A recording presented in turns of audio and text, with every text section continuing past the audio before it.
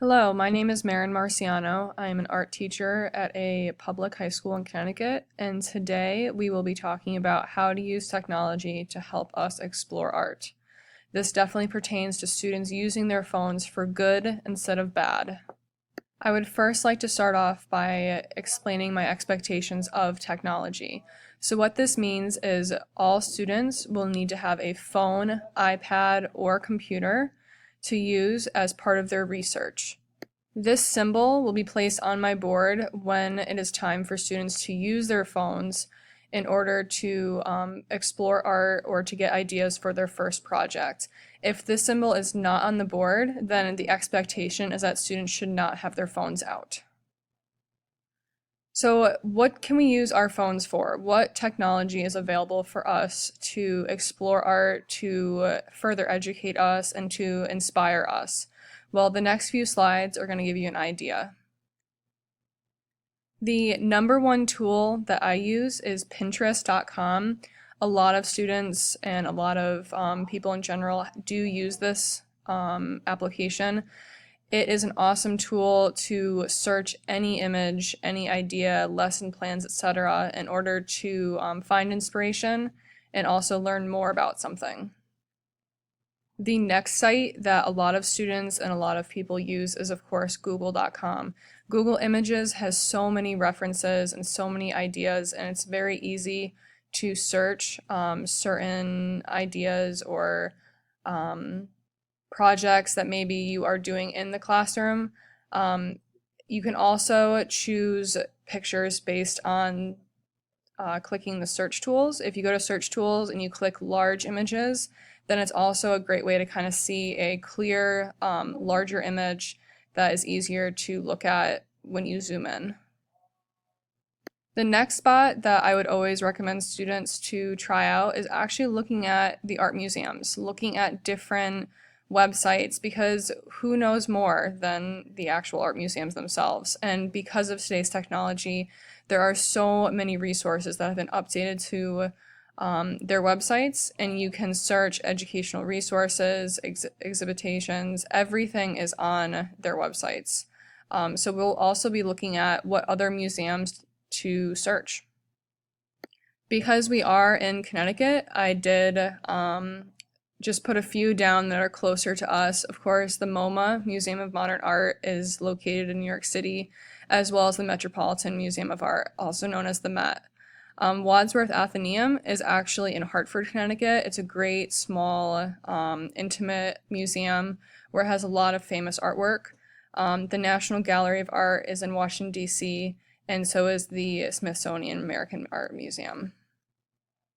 Based on what you're looking for, you can also Google search what images you're looking for, and then from there you can kind of narrow down your search when it comes to museums, because of course there are museums all over the world that are more experts on certain types of art, so that is also an option. So the other part of using the websites for resources is also trying to learn new skills or techniques that are available online. So the next few slides, we're going to be showing you just the basics of how to look up tutorials and other things that can kind of further educate you. YouTube.com is such a great resource because anyone can post videos that can further educate how to draw, how to use certain applications on the computer, etc. So when it comes to students wondering, how do I throw a certain vessel on the potter's wheel, they can actually go to YouTube and type it in, and famous, well-known artists will actually upload their videos, and it's almost like a one-on-one demonstration right there for students. So this is definitely something I would highly recommend.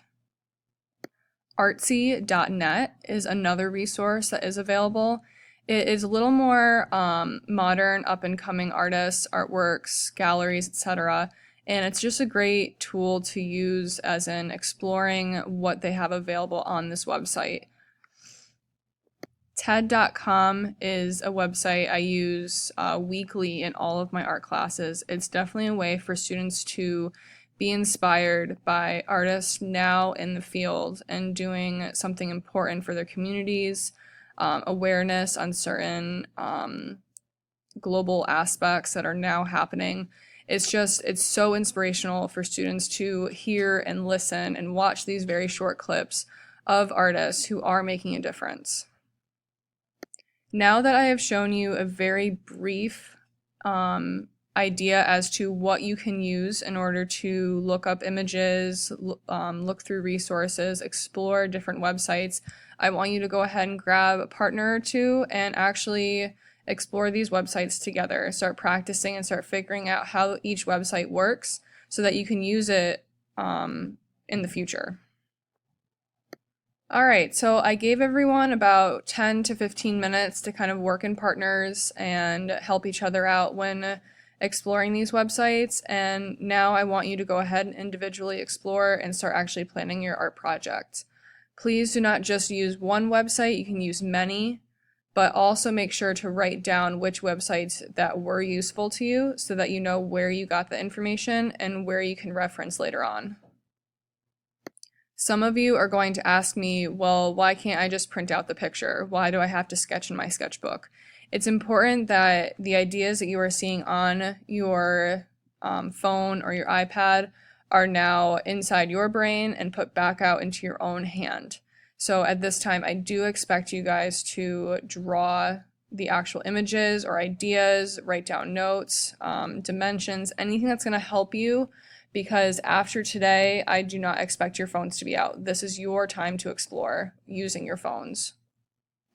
Okay, so in the previous class, I showed all of you different resources you can use with your phones or iPads, and you also were in partners, you explored some of these resources, and then you also individually use that time to plan for your project. So today I have my Plickr cards, and I'm going to ask you to take a quick survey to kind of let me know what you thought about using your phones for technology, for the opportunity to explore and kind of further educate yourselves in art.